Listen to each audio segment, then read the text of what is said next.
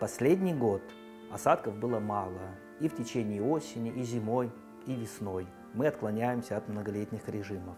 Соответственно, Симферопольское водохранилище, которое построено путем перекрытия дамбы Салгира, оно получает питание со склонов Чатырдага, со склонов Кизилкоба, Яйлы. И этих осадков мало, снежного покрова устойчивого не было. Соответственно, пополнение водохранилища происходило в минимальном объеме. В то же самое время осуществляется водозабор.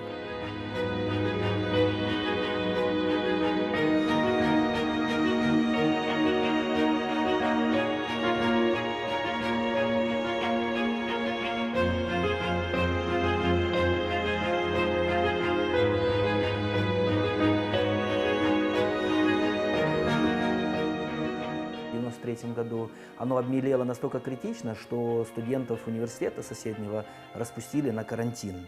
Но это была осень, это был август-сентябрь, то есть время, когда в реках Межень.